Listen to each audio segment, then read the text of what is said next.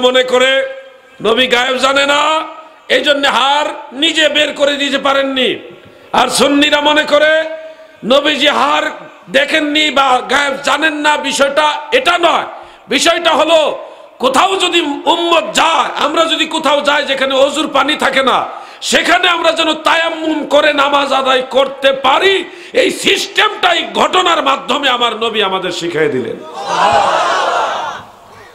প্রথমেই যদি নবীজি বলে দিতেন আয়েশা অমুক জায়গায় হার আছে, এটা বের করে নিয়ে আসো, তাহলে এখানে আর দেরি হয় না, বিলম্ব হয় না, নামাজের ওয়াক্ত আর এখানে হয় না, ওযুর করার প্রয়োজনীয়তা দেখা দেয় না, ফলে আর তায়াম্মুমের মাসালাও শিক্ষা হয় না। দেখেন সুন্নিদের চিন্তাধারা কিরকম আর বাতিলদের চিন্তাধারা কিরকম। সুন্নিরা মনে করে যে নবী না জানার বিষয়টা এখানে সম্পৃক্ত না, এখানে আমাদের কল্যাণ নিহিত আছে বিধায় এইভাবে ঘটনাটা করছে। আচ্ছা, আমার নবী দয়াল নবীজির সম্মান ইজ্জত এটা ইমানদারের ইমানের সাথে জড়িত। লিতুমিনু বিল্লাহি ওয়া রাসূলিহি, আল্লাহ এবং আল্লাহ রাসূলের প্রতি ঈমান আনা, ওয়া তুআজ্জিরুহু ওয়া তুওয়াক্কিরুহু, নবীজিকে তাজিম করা, নবীজিকে সাহায্য করা, এই সবগুলি আল্লাহ তাআলার নির্দেশ।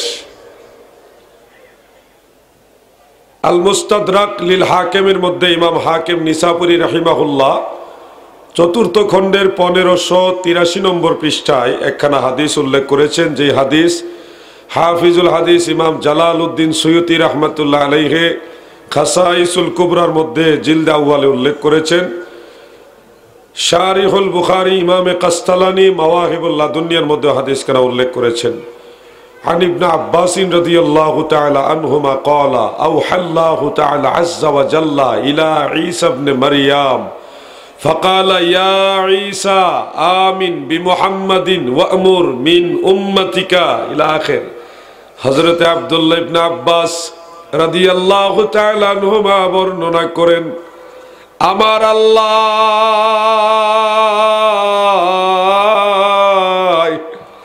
নবী ঈসা আলাইহিস সালামের প্রতি ওহী নাজিল করে বলেন, নবী ঈসা গো, তুমি আমার হাবিব মুহাম্মদ মুস্তাফার প্রতি ঈমান আনো, ওয়া আমর মিন উম্মতিকা, তোমার উম্মতদেরকেও আদেশ দাও, তারাও যখনই আমার হাবিবকে দেখবে তারাও যেন আমার রাসূলের প্রতি ঈমান আনে। সুবহানাল্লাহ। একজন জলিলুল কদর পয়গম্বর হযরত ঈসা আলাইহিস সালাম, যিনি ইনজিল কিতাবের ধারক বাহক ছিলেন, যিনি একজন রাসূল ছিলেন, তিনাকে আল্লাহ বলছেন আমার হাবিবের প্রতি ঈমান আনো। এটা শুধু এই হাদিসের কথা নয়, এটা কোরআন কারীমেরও কথা। সূরা আলে ইমরানের 81 নম্বর আয়াতে ওয়া ইজ আখাযাল্লাহু মিসাকান নাবিয়্যিনা লামা আতাইতুকুম মিন কিতাবিন ওয়া হিকমাতিন, হাবিব স্মরণ করুন সেই সময়ের কথা যখন আপনার প্রভু সমস্ত নবীদের কাছ থেকে অঙ্গীকার নিলেন। একটা বিষয় খেয়াল করবেন, অঙ্গীকার নিয়েছেন নবীদের কাছ থেকে। কখন নিয়েছেন? রোজে আজলে, শুরুর দিনে, শুরুর দিবসে, দিন যখন আল্লাহ আবিষ্কার করলেন, সৃষ্টি করলেন, ওই প্রথম দিনই আল্লাহ অঙ্গীকার নিলেন। যাদের কাছ থেকে নিলেন তাদের পরিচয় হলো তারা সবাই নবী। তাহলে রোজে আজলেই আদম থেকে ঈসা যে নবী, এটা ডিক্লার হয়ে গেছে। আখাযাল্লাহু মিসাকান নাবিয়্যিনা, রোজে আজলেই ডিক্লার হয়ে গেছে সব নবীরা নবী। আর আমাদের নবীর ব্যাপারে আল্লাহ তাআলা বলেছেন সুম্মা জাআকুম রাসূল, সব নবীরা যখন নবী তখনও আমার দয়াল নবী আল্লাহর রাসূল। আর আমরা অনেক ভাইরা অনেক সময় বলে থাকি নবীজি 40 বছর বয়সে নবুয়ত পাইছে। আরে দাদু ভাই, আদম নবী যে নবী এটা ডিক্লার হয়ে গেছে প্রথম দিবসেই। ঈসা নবী নবী ডিক্লার হয়ে গেছে রোজে আজলে। আর আপনি রাহমাতুল লিল আলামিন যিনি সাইয়্যিদুল মুরসালিন, উনাকে বলতেছেন 40 বছর বয়স হয়েছে পরে নবী হয়েছে। এরকম বলবেন না দাদু কখনো। এখানে আমার আল্লাহ বললেন, বন্ধু স্মরণ করুন সেই সময়ের কথা যখন আপনার প্রভু সমস্ত নবীদের কাছ থেকে অঙ্গীকার নিলেন যে আমি তোমাদেরকে কিতাব দিব, হিকমত দিব, এরপরে আমার রসুল যখন তোমাদের কাছে যাবে লা তুমিনুন্না বিহি ওয়ালা তানসুরুন্না, তোমরা সব নবীরা আমার নবীর প্রতি অবশ্যই অবশ্যই ঈমান আনবা, আমার নবীকে সাহায্য করবা। সুবহানাল্লাহ বলেন। এখানে লা তুমিনুন্না, এখানে লাম তাকিদ নুন তাকিদ, ডাবল তাকিদ দিছে, অবশ্যই অবশ্যই ঈমান আনবা। সব নবীদেরকে আদেশ দিয়েছেন আল্লাহ যে আমার রসুলের প্রতি ঈমান আনবা। তাহলে বিষয়টা কতটা গুরুত্বপূর্ণ। অতি ভাগ্যের গুণে কামিনীর কুল, অতি ভাগ্যের গুণে জাত সুমার, অতি ভাগ্যের গুণে রাজকুমার। আমরা অতি ভাগ্যের গুণেই আখিরি নবীর উম্মত হইতে পারছি। দাদু ভাই আমার গভীর মনোযোগ, এমন একজন নবী যেই নবীর উসিলা দিয়ে আদম নবী পর্যন্ত আল্লাহর দরবারে ক্ষমা পায়। আপনারা জানেন এটা প্রসিদ্ধ হাদিস, মুস্তাদরেকে হাকিমে, দালাইলুন নবুওয়াত লিল বাইহাকিতে, মুজামুল আওসাত লিত তাবারানিতে, অন্যান্য আরো অনেক কিতাবে এই হাদিসটা উল্লেখ। হযরত ওমর বর্ণনা করেন যে আদম আলাইহিস সালাম যে অপ্রত্যাশিত কাজ, নবীরা ভুল করেছেন বলা যাবে না, নবীদের ভুল নাই, আকায়েদের কিতাব সম্পর্কে জ্ঞান থাকতে হবে। আদম নবী ভুল করছে, ইউনুস নবী ভুল করছে, ইব্রাহিম নবী ভুল করছে, এই ধরনের কথা বলবেন না। সমস্ত নবীরা আল আম্বিয়া ও মাসুমুন, সমস্ত নবীরা মাসুম বেগুনাহ। শারহু ফিকহিল আকবরের মধ্যে ইমাম মোল্লা আলী কারি রাহিমাহুল্লাহ পরিষ্কার উল্লেখ করেছেন নবীদের ভুল আছে, এটাও বলা যাবে না, বলা যাবে না, এটা আকীদা। বলবেন তাহলে গন্ধম খাইলে এটা কি ভুল নয়, এটা কি ভুল নয়, ওটা কি ভুল নয়, এই ধরনের প্রশ্ন আপনি দাঁড়া করাবেন। সমস্ত প্রশ্নের উত্তর আছে। আমি একটা উদাহরণ দিই, তারপর আবার এখানে আলোচনা আসবো। বুখারী এবং মুসলিমের মধ্যে হাদিস উল্লেখ, মিশকাতুল মাসাবিহ, সেখানে উল্লেখ রয়েছে নবীজি নামাজের ইমামতি করছেন, করতে গিয়ে এক বর্ণনা মোতাবেক 3 রাকাতে সালাম ফিরিয়ে ফেললেন, কিন্তু নামাজ ছিল 4 রাকাত। কয় রাকাত? 4 রাকাত নামাজ। দয়াল নবীজি 3 রাকাত নামাজ পড়ে সালাম ফিরিয়ে ফেললেন। জুলিয়াদাইন, লম্বা হাতওয়ালা একজন সাহাবী দয়াল নবীজির কাছে যাইয়া বলতেছেন, নবী গো, আপনি কি ভুলে গেছেন নাকি আল্লাহ তাআলা নামাজ কমিয়ে দিয়েছেন? ওনার আইডিয়া এটা, হয়তো নবীজি ভুলে 3 রাকাতে সালাম ফিরাইছেন, আর না হয় আল্লাহ 4 রাকাতের মধ্যে 1 রাকাত কমাই দিয়েছেন, দুইটার একটা তো। এটাই উনি জানতে চাইলেন। দয়াল নবীজি ওহীর জবান দিয়ে জবাব দিলেন, লাম আনসা ওয়া লাম তাকসুর, আমি ভুলে যাইনি, নামাজও কমানো হয়নি। আপনারা কি মনে করেন নবীজি কখনো আন্দাজে কথা বলতেন? কখনোই না। ওমা ইয়ান্তিকু আনিল হাওয়া ইন হুয়া ইল্লা ওয়াহয়ু ইউহা। আমার নবী প্রবৃত্তির তাড়নায় আন্দাজে কথা বলেন না। আমার নবী যা বলে সবই আমার আল্লাহর ওহী। সাহাবী জানতে চাইলেন, ইয়া রাসূলুল্লাহ, নবী গো,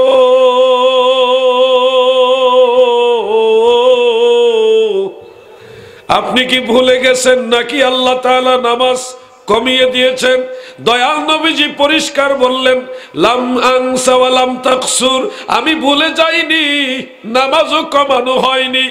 ক্বালু বাল নাসিতা, কিছু লোক বলে উঠলো, আপনি ভুলে গেছেন, কারণ 4 রাকাত নামাজ আপনি 3 রাকাতে সালাম ফিরাইছেন। এরপরে নবীজি আরো 1 রাকাত আদায় করলেন, করে 2টা সেজদা দিলেন, সেজদায়ে সাহু। এই হাদিসটা উল্লেখ বুখারী, মুসলিম, নাসাই, মিশকাত সহ আরো বহু কিতাবে উল্লেখ।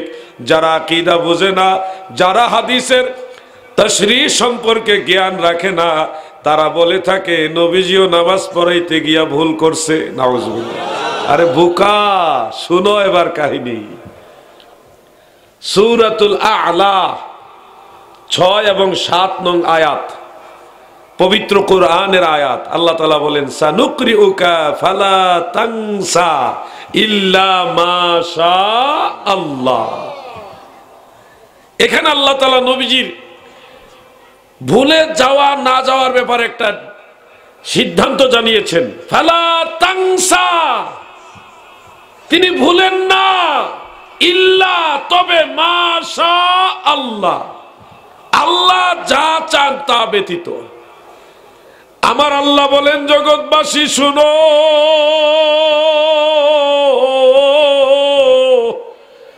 আমার হাবিব মুহাম্মদ মুস্তাফা সাল্লাল্লাহু আলাইহি ওয়া আলিহি ওয়াসাল্লাম তিনি ভুলে যায় না, তবে আমি আল্লাহ চাইলে ভিন্ন কথা। এখানে বোঝা যাচ্ছে নবীজি নিজের থেকে কখনো ভুল করে না। যেটা ভুল মনে হয় এটা নবীর ভুল না, এটা আমার আল্লাহর ইচ্ছা। কোরআনের আয়াত। এই আয়াতের আলোকে আপনি নামাজের ঘটনাটা একটু মাপ দেন। নবীজি আল্লাহর ইচ্ছায় 3 রাকাতে সালাম ফিরালেন, নবীর ভুল না। কোরআন অনুযায়ী নবীর ভুল নয়, এটা আল্লাহর ইচ্ছা। আল্লাহর ইচ্ছা বাস্তবায়ন করেছেন। কেন নবীজি আল্লাহর ইচ্ছা বাস্তবায়ন করলেন, কিংবা আল্লাহ তাআলাই কেন এই ধরনের ইচ্ছা করলেন?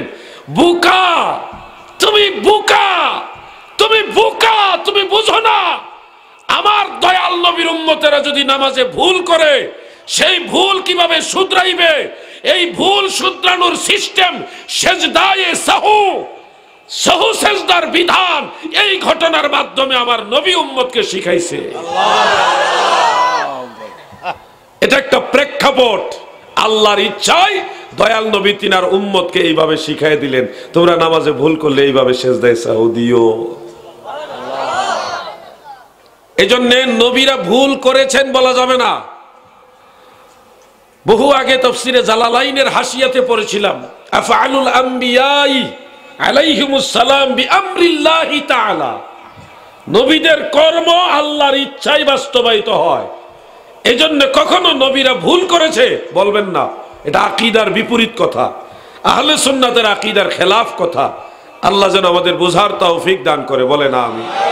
অনেক কিছুই অনেকে না বুঝে গায়ের জোরে কথা বলেন। খবরদার, শানে রিসালাতের উপরে এমন কথা বলবেন না যেই কথা বললে দয়াল নবীজির শান মানের উপরে তানকিস হয়, সম্মানের ক্ষুণ্ণ হয়। যদি এরকম কাজ করেন তাহলে আমও যাবে, সালাও যাবে। আলিয়া মাদ্রাসার কামিলে ফিকহ বিভাগে একটা কিতাব পড়ায়, এটার নাম হলো আল আসবাহু ওয়ান নাজায়ের। সেই কিতাবের মধ্যে ইমাম ইবনু নুজাইম মিসরি হানাফি, যিনি আবু হানিফা সানি রাহিমাহুল্লাহ, তিনি একটা কায়দা উল্লেখ করেছেন যেটা চূড়ান্তভাবে আহলে সুন্নাতের সবাই একমত হিসেবে মানে। ওয়ায়াকফুরু ইজা শাক্কা ফি সিদকিন নবী সাল্লাল্লাহু আলাইহি ওয়াসাল্লাম আও সাব্বাহু আও নাক্কাসাহু আও সাগগারা। কেউ যদি আমার নবীর সত্যতা নিয়ে সন্দেহ পোষণ করে, কেউ যদি আমার দয়াল নবীকে গালি দেয়, কেউ যদি আমার নবীর সম্মানকে ছোট করে তানকিস করে, অথবা নবীকে ছোট করে কোনো কথা বলে, দুনিয়ার সব ইমামরা একমত এটা কুফরি, তার ঈমান থাকবে না। দাদুরে, যেই বিষয়ে জ্ঞান নাই ওই ব্যাপারে কথা বলো না, চুপ থাকো, আল্লাহ পাকরাও করবে না। কিন্তু না জেনে যেটা জানেন না এটা নিয়ে অযথাই চুলকাইবেন না, তাইলে দেখবেন ঈমানের মামলায় ধরা খেয়ে যাবেন। অনেক ভাইরা নবীজির ইলম মুবারক নিয়ে একটু মানে পাণ্ডিত্য দেখাইতে গিয়ে নবীজি তো অনেক কিছুই ভুল করে ফেলতেন। যেমন নবীজি অনেক কিছু জানতেন না, আল্লাহ যদ্দূর জানাইছে তদ্দূরই জানে। আরে বুকা, কদ্দূর জানাইছে তুমি তো আর জানো না। যতটুকু জানাইছে ততটুকু জানে। তুমি যেইভাবে প্রকাশ করছো মনে হচ্ছে সামান্য কিছু জানাইছে, এইভাবে তুমি প্রকাশ করছো। আমার আল্লাহ যা জানাইবার দরকার সব জানাইয়া দিয়েছে, ঠিক না বেঠে? কোন জায়গায় জানাইছে জানেন? আল্লাহ আমার নবীকে জানাইছে কোন জায়গায়? যে জায়গায় জিবরিল যাইতেই পারে না। ফেরেশতাদের মধ্যে শ্রেষ্ঠতম ফেরেশতা হযরতে জিবরিল আলাইহিস সালাম, উনি ওখানে যেতেই পারে না। সহিহ বুখারীর কিতাবুত তাফসীরের মধ্যে হযরতে আনাস রাদিয়াল্লাহু আনহু থেকে একখানা riwayat বর্ণিত, লম্বা হাদিস। সেই হাদিসের মধ্যে উল্লেখ, সিদরাতুল মুনতাহা থেকে হযরতে জিবরিল আলাইহিস সালামের কাছে নবীজি বিদায় নিয়ে উপরের দিকে রওনা দিলেন। এত উপরে আমার নবীজিকে আল্লাহ তাআলা নিলেন, যেই উপর সম্পর্কে আল্লাহ ছাড়া আর কেউ জানেই না। সুবহানাল্লাহ। এজন্য ওকে ওই জায়গাটা সম্পর্কে বলা হয় লা মাকান, লা মাকান। ওখানে নিছেন। এখানে আরো কি করছেন আল্লাহ তাআলা আরো একটু ব্যাখ্যা দিচ্ছেন সূরা নজমের মধ্যে। ওই যে ওয়ান নাজমি ইযা হাওয়া মা দাল্লা সাহিবুকুম ওয়া মা গাওয়া, এই সূরার মধ্যে আমার আল্লাহ বলেন সুম্মা দানা ফাতাদাল্লা ফাকানা কাবা কাউসাইনি আও আদনা। এরপরে আমার নবীজি আল্লাহর নিকটবর্তী হলেন। এটা মাকানের দৃষ্টিতে কুরবিয়ত নয়, এটা হলো আল্লাহ তাআলার নৈকট্য হাসিলের দৃষ্টিতে কুরবিয়ত। এরপরে আমার নবী আল্লাহর নৈকট্যের বিচারে আরো কাছে গেলেন। এত কাছে গেলেন গো যে দুই ধনুক কিংবা আরো নিকটে। সুবহানাল্লাহ। ফাকানা কাবা কাউসাইনি আও আদনা। রাইসুল মুফাসসিরিন হযরত আব্দুল্লাহ ইবনে আব্বাস রাদিয়াল্লাহু আনহুমা, হযরত আনাস ইবনে মালিক রাদিয়াল্লাহু আনহু সহ উম্মে সালমা রাদিয়াল্লাহু তাআলা আনহা আরো এক জামাত সাহাবী তাবিঈদের মুফাসসিরিন তিনারা এই মত পেশ করেছেন। তাফসিরে তাবারি, মুআজামুল আওসাত লিতাবারানি আরো বহু কিতাবে এই riwayatগুলো উল্লেখ যে আমার দয়াল নবীজি আল্লাহ তাআলার নিকটবর্তী হয়েছিলেন। এটা হলো কুরবিয়তের দৃষ্টিতে, নৈকট্য হাসিলের দৃষ্টিতে। বন্ধুরা আমার, এরপরে কোথায় এই যে কুরবিয়তটা কোথায়? এমন জায়গায় যেই জায়গা সম্পর্কে আল্লাহ ছাড়া কেউ জানেই না। এরপর আল্লাহ কি করলেন?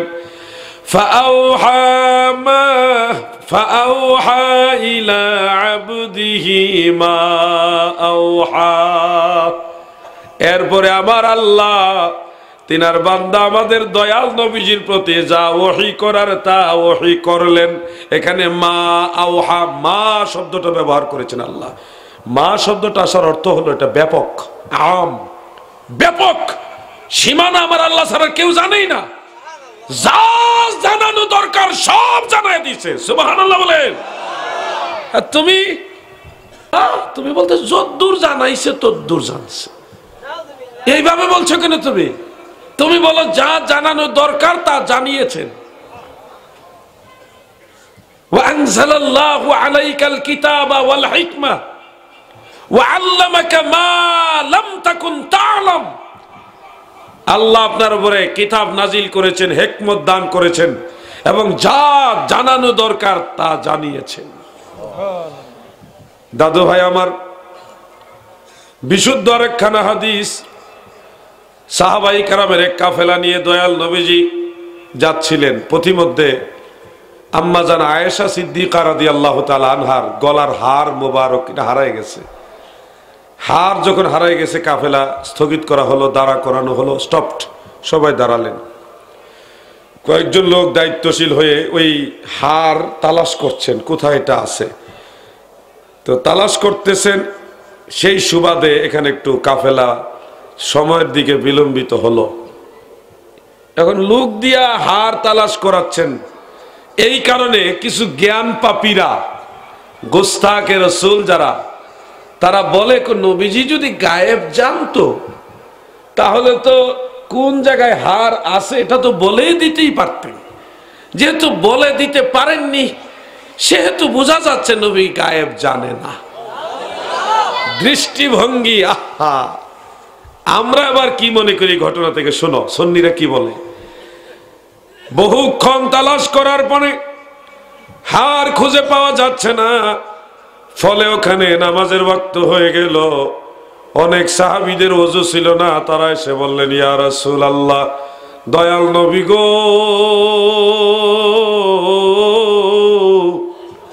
আমাদের তো অনেকের ওযু নাই, আমরা এখন কিভাবে সালাত আদায় করব? তখন আমার আল্লাহ তায়াম্মুমের আয়াত নাজিল করলেন। ওই আয়াত নাজিল হওয়ার পরে আমার দয়াল নবীজি সাহাবীদেরকে তায়াম্মুমের মাসালা শিখাইলেন যে ওযুর পানি যদি পাওয়া না যায় তোমরা এইভাবে তায়াম্মুম করে নামাজ আদায় করবা। তখন সকলে তায়াম্মুম করলেন, যাদের ওযু ছিল না, তারপরে নামাজ আদায় করলেন। এরপরে আবার হার কোন জায়গায় সেটা পাওয়া গেল, এটা একটা প্রেক্ষাপট ঘটনা। বাতিলরা মনে করে নবী গায়েব জানে না, এই জন্য হার নিজে বের করে দিতে পারেননি। আর সুন্নিরা মনে করে নবীজি হার দেখেননি বা গায়েব জানেন না। বিষয়টা এটা নয়, বিষয়টা হলো কোথাও যদি উম্মত যায়, আমরা যদি কোথাও যাই যেখানে অজুর পানি থাকে না, সেখানে আমরা যেন তায়াম্মুম করে নামাজ আদায় করতে পারি, এই সিস্টেমটাই ঘটনার মাধ্যমে আমার নবী আমাদের শিখিয়ে দিলেন।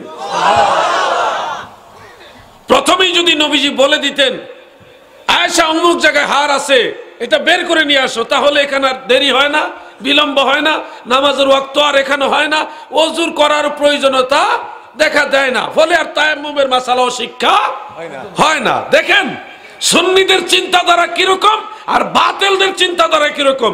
সুন্নিরা মনে করে যে নবী না জানার বিষয়টা এখানে সম্পৃক্ত না, এখানে আমাদের কল্যাণ নিহিত আছে বিধায় এইভাবে ঘটনাটা করছে। আচ্ছা, আমার নবীজি না হয় বলেননি, আল্লাহ তাআলা কি বলছিলেন? হার কোন জায়গায় আছে আয়াত নাজিল করছে? বলেনি, আল্লাহ বলেনি, তার মানে কি আল্লাহও জানে না, তাই না? নাউজুবিল্লাহ। নবীজি বলতে পারেননি নয়, বলেননি।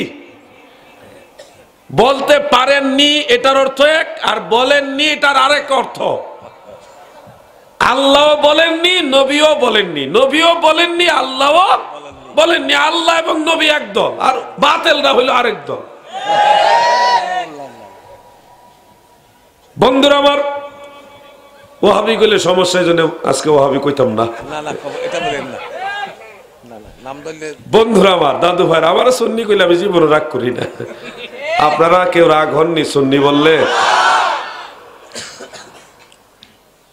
বড় ফিতনার যুগ, যেটা বলছিলাম, নবীরা ভুল করেছেন এই ধরনের কথা বলা যাবে।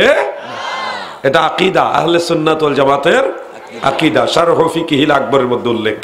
একটু দরুদ শরীফ পড়েন, আমি গলাটা ধার দিয়ে নিই। আল্লাহুম্মা সাল্লি মারহাবা। কত মানুষ বাইরে দাঁড়ায় রয়েছে, জায়গা হচ্ছে না, ওনারা চেষ্টা করলে ভিতরে এসে বসতে পারে। সাইয়্যিদিনা মাওলানা মোহাব্বতে আল্লাহুম্মা সাল্লি আলা সাইয়্যিদিনা ওয়া আলা আলি সাইয়্যিদিনা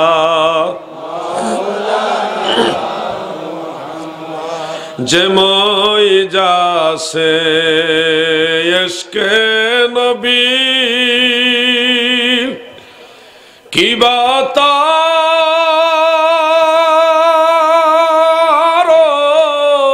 যত না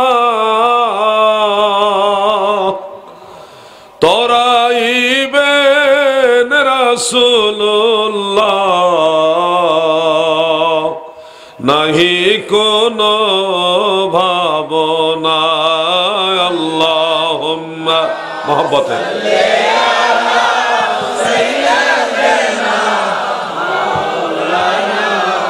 মুহাম্মদ ওয়া আলা আলি সাইয়্যিদিনা। দাদু ভাইয়ের আমার, মনোযোগ দিয়ে কথাগুলি শুনবেন। আকীদার বিষয়ে বলছিলাম, নবীরা ভুল করেছে এটা বলা যাবে না। এই কথাটা আসছিল ওই যে মুস্তাদরেকে হাকিমের ৪র্থ খণ্ডের 1583 নম্বর পৃষ্ঠার হাদিস বলতে চেয়েছিলাম। যে হাদিসখানা ইমাম বাইহাকি দালাইলুন নবুয়তের মধ্যে উল্লেখ করেছেন, ইমাম তাবারানী মুআজামুল আওসাতের মধ্যে উল্লেখ করেছেন, খাসাইসুল কুবরা, মাদারিজুন নবুয়ত, মাওয়াহিবুল লাদুনিয়া, আর অনেকগুলি কিতাবের মধ্যে উল্লেখ রয়েছে। হযরত ওমর রাদিয়াল্লাহু আনহু তিনি বর্ণনা করেছেন, আমার দয়াল নবীজি বলেন, হযরত আদম আলাইহিস সালাম তিনি যখন অপ্রত্যাশিত কাজটা করলেন, ভুল করলেন না, অপ্রত্যাশিত, এটা আল্লাহ তাআলার একটা হিকমত। তাফসীরে কুরতুবীর মধ্যে উল্লেখ, 340 বছর বা 360 বছর, প্রায় 350 বছরের মতো তিনি জমিনের মধ্যে আল্লাহর দরবারে কাঁদছে। রব্বানা যালামনা আনফুসানা ওয়া ইল্লাম তাগফির লানা ওয়া তারহামনা লানাকুনান্না মিনাল খাসিরিন। সারা পৃথিবী জুড়ে বিচরণ করেছে, আল্লাহর দরবারে কেঁদেছেন। সর্বশেষ আরবের মক্কার আরাফার ময়দানে আমাদের আদি পিতা হযরতে আদম আলাইহিস সালাম এবং আদি মাতা হযরতে হাওয়া আলাইহাস সালাম দুইজনে একত্রিত হলেন আরাফার মাঠে, একসাথে হলেন। হওয়ার পরে আমার দয়াল নবীজি বর্ণনা করেন, আদম আলাইহিস সালাম বলতেছেন, রাফাআতু রাসি ওয়া রাআইতু কাওয়াইমাল আরশ, আমি জমিন থেকে মাথা উপরের দিকে উঠাইয়া আল্লাহর আরশের সবগুলি খুঁটি দেখতে পেলাম। সুবহানাল্লাহ।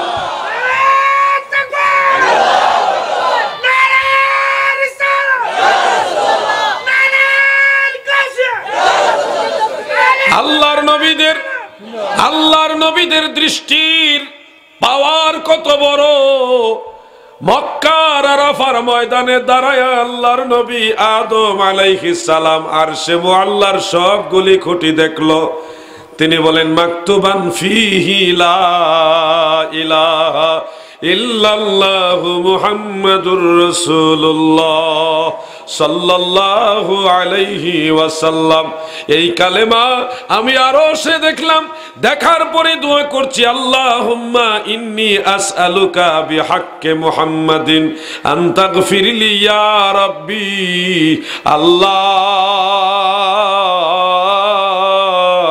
হক নবী মুহাম্মদ মুস্তাফার ওসিলায় আমি আদমকে তুমি ক্ষমা করো, এই মর্মে আমি প্রার্থনা করছি।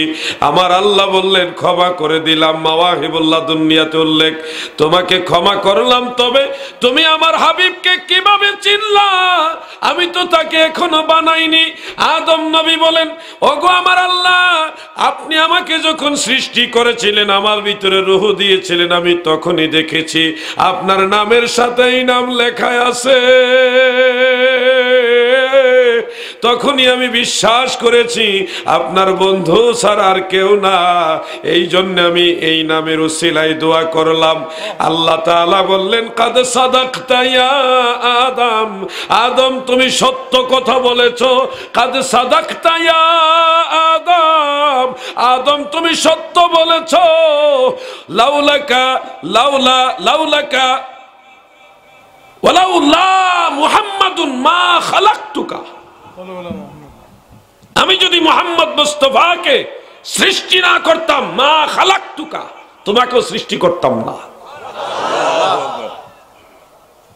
ওয়ালাউলা মুহাম্মাদুন মা খালাকতুকা। বন্ধুরা আমার, এটা জাল হাদিস নয়, আল হাদিস। কেউ কেউ এটাকে দাঈফ বলেছেন, কেউ হাসান বলেছেন, কিন্তু জাল হাদিস নয়। এই ঘটনা থেকে আমরা কয়েকটা বিষয় শিখতে পারি। এক নম্বর বিষয়, দুয়ার মধ্যে বিহাক্কে শব্দটা ব্যবহার করা সুন্নতে আদম। আমরাও সুন্নি জামাতের লোকেরা মোনাজাত শেষ করার সময় নবীজির উসিলা দেই, কিভাবে? বিহাক্কে লা ইলাহা ইল্লাল্লাহু মুহাম্মাদুর রাসূলুল্লাহ। এই বিহাক্কে দিয়ে মোনাজাতে নবীর উসিলা ধরা, এটা সুন্নতে আদম। এমনকি আমাদের নবী নিজেও দোয়া করেছেন বিহাক্কে শব্দ দিয়ে।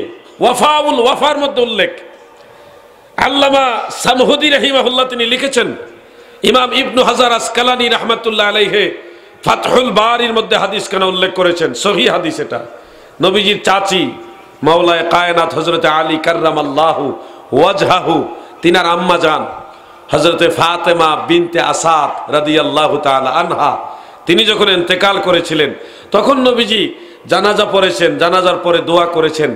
সেই দোয়ার মধ্যে নবীজি বলেছিলেন, বিহাক্কে নবিকা, বিহাক্কে নবিকা ওয়াল আমবিয়াই আল্লাযিনা মিন ক্বাবলি। হে হে আল্লাহ, আমার চাচিকে তুমি ক্ষমা করো। বিহাক্কে নবিকা, আপনার হক নবীর উসিলায়, নবী নিজের উসিলায় নিজে দোয়া করছেন। সুবহানাল্লাহ। বিহাক্কে নবিকা ওয়াল আমবিয়াই আল্লাযিনা মিন ক্বাবলি, এবং সেই নবী রাসূলগণ যারা আমার আগে এসেছিল, সেই নবী, সব নবী রাসূলদের উসিলায় আমার চাচি ফাতেমা বিনতে আসাদকে তুমি ক্ষমা করে দাও। সুবহানাল্লাহ। আমি সাবজেক্টগুলি ধারাবাহিক যদি আলোচনা করি এক দুইটা মাহফিলে কিছুই হবে না। আমি চেষ্টা করছি। এখানে একটা বিষয় খেয়াল করেন, বিহাক্কে শব্দটা সুন্নিরা ব্যবহার করেনি, অন্যটাও ব্যবহার করি আমরা।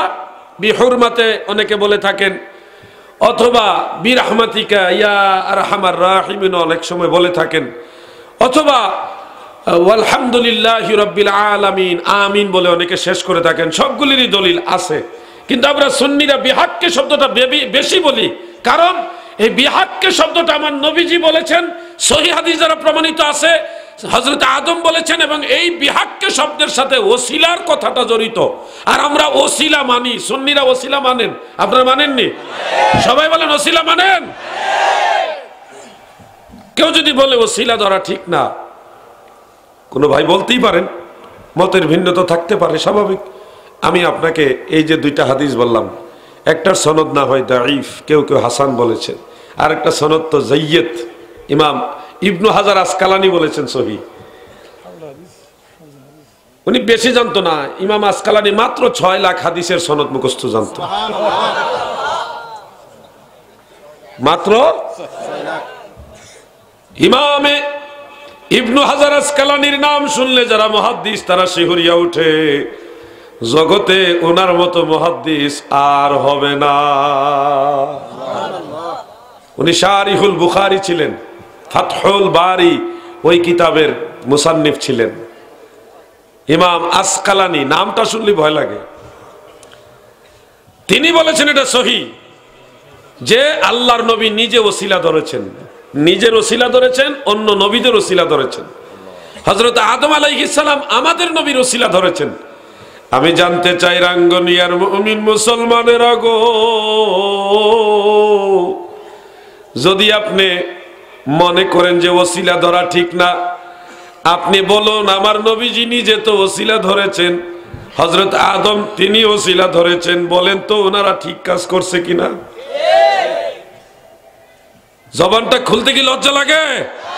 আমার নবী যেই কাজ করেছে এটা সঠিক না বেঠিক? নিঃসন্দেহে সঠিক। নিজের ওসিলা নিজে ধরেছেন, অন্য নবীদের ওসিলা ধরেছেন। সহিহ বুখারীর আল মুজাল্লাদুল আউয়াল 132 পৃষ্ঠায় আর মিশকাতুল মাসাবিহ এর 137 পৃষ্ঠার মধ্যে হাদিস কানা উল্লেখ। হযরতে ওমর রাদিয়াল্লাহু আনহুর খেলাফতের আমলে অনাবৃষ্টি দেখা দিয়েছিল। তখন সাহাবায়ে কেরাম দোয়া করছে, আল্লাহুম্মা ইন্না কুন্না নাতাওয়াসসালু ইলাইকা বিনাবিয়িকা। সুবহানাল্লাহ। আল্লাহ,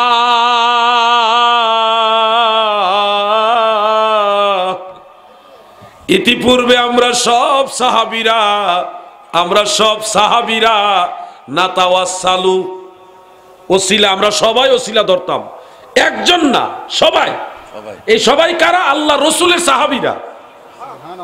এটা ওই গাউসিয়া কমিটির লোক না, আহলে সুন্নাতের কমিটির লোক না। এই ওসিলা যারা ধরেছে তারা আল্লাহ রসুলের সাহাবায়ে কেরাম। জোরে বলেন না সুবহানাল্লাহ। আল্লাহ রসুলের সাহাবারা সবাই যে জিনিসটা করছে সেটা ভালো না খারাপ, জায়েজ না নাজায়েজ?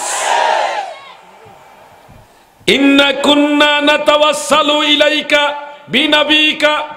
আল্লাহ আপনার নবীর ওসিলায় আমরা সব সাহাবারা তো প্রার্থনা করেছিলাম, এখন প্রার্থনা করছি নাতাওয়াসসালু ইলাইকা বিআম্মিন নবিকা। এখন আমরা সব সাহাবারা নবীর চাচা অর্থাৎ আব্বাস রাদিয়াল্লাহু আনহুর ওসিলায় দোয়া করতেছি। নবীজির ওসিলা তো করছি, এখন নবীর চাচার ওসিলায় দোয়া করতেছি। হে আল্লাহ আমাদের বৃষ্টি দেন। দোয়া করার সাথে সাথে আল্লাহ বৃষ্টি দিলেন। বুখারী শরীফে হাদিস। আল্লাহ রসুল ওসিলা ধরলেন, হযরত আদম ওসিলা ধরলেন, সমস্ত সাহাবারা ওসিলা ধরলেন। এবার রাঙ্গনিয়ার মুসলমান আপনারা বলুন, ওসিলা ধরা এটা কি ঠিক না বেঠিক? জায়েজ না নাজায়েজ? এখন যদি কেউ বলে ওসিলা ধরা এটা নাজায়েজ, এটা শিরিক বা এটা দালালি, এই ধরনের কথা যদি বলে, সে কি সুন্নি হতে পারে? আরে কাদিয়ানীরা তো মুসলমান দাবি করে, এটা কি আসল মুসলমান নেই? ওসিলা মানে না। হাস্যকর বিষয়, মুসলমান ওসিলা মানে না, আবার ফতোয়া সাপ্লাই দেয় শিরিক। আশ্চর্য। আল্লাহ যেন তাদের বুঝার তৌফিক দেন। সূরা বনি ইসরাইলের 57 নং আয়াত 57 আল্লাহ তাআলা বলেন, উলাইকাল্লাযীনা ইয়াদউনা ইয়াবতাগুনা ইলা রাব্বিহিমুল ওয়াসিলা আইয়ুহুম আকরাবু ওয়া ইয়ারজুনা রাহমাতাহু ওয়া ইউখাফুনা আযাবাহু ইন্না আযাবা রাব্বিকা কানা মাহযুরা।